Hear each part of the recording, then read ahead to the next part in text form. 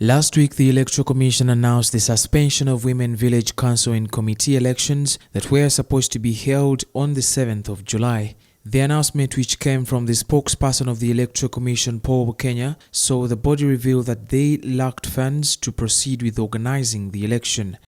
So we've sent out the communication that this is going to affect the nominations, which was scheduled to start on Monday, 27th. And of course, after nomination, all the other activities after nomination, like campaign and polling, which was scheduled for 7th of July, are now on hold.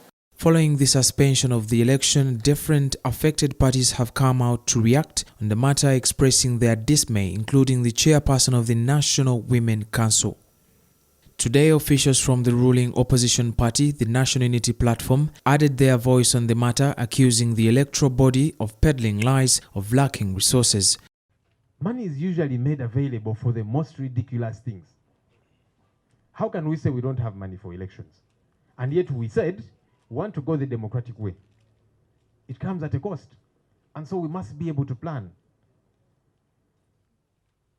Elections are not an emergency. According to the Secretary General of the party, David Lewis Rubongoya, the elections have not been treated as priority. By the time we come to this point, we had already spent a lot of resources moving all up and down, sending our teams to different places to identify candidates and all that, and all of a sudden elections are cancelled. We hope what is happening is not what happened to LC elections some time back. You remember in this country there's a time when we didn't have LCs for I think about 3 years legally in place because the regime just decided not to organize those elections. And yet, we know that they always find money for all sorts of things. On the issue of the in-party fighting and the warring faction of former party president Moses Chivalama, National Unity Platform members say they will not respond to the allegations because the Electoral Commission pronounced itself on the matter.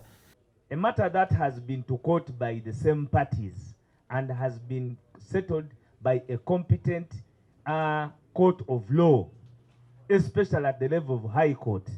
Those parties cannot revisit the same matters or issues again, not even in court. So that matter is res judicata.